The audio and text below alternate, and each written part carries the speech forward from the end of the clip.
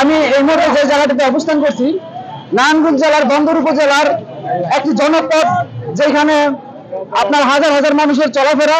মদনপুর হতে শীতলক্ষা সেতু পর্যন্ত যে রেল লাইনের যে রাস্তাটি বন্দর চন্ডিবাড়ি এলাকায়, আপনারা জানেন দুর্ঘটনার শিকার হয়েছে এক অটো চালক আশাদ নামে, যিনি সকাল 6টায় জীবিকার তাগিদে বাইরে হয়েছেন অটো নিয়ে।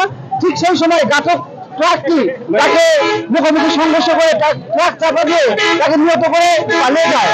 এই সময় সকাল থেকে স্থানীয় এলাকাবাসী ও পাড়া মহল্লাতে যারা আছেন তারা এখানে রাস্তাঘাট অবরোধ করে প্রায় 3 থেকে 4 ঘন্টা অবরোধ রেখে স্থানীয় প্রশাসন এসে বন্দর থানা পুলিশের ভারপ্রাপ্ত ওসি তরিকুল ইসলাম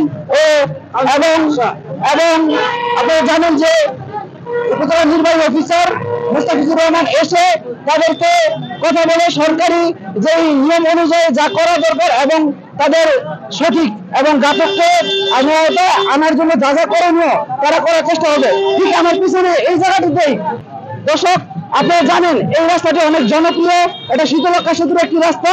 এই রাস্তাটি থেকেই হাজার হাজার মানুষের চলাফেরা। আপনি জানেন প্রশাসনের অনেক চেষ্টার ফলে অবশেষে যান চলাচল স্বাভাবিক হয়েছে।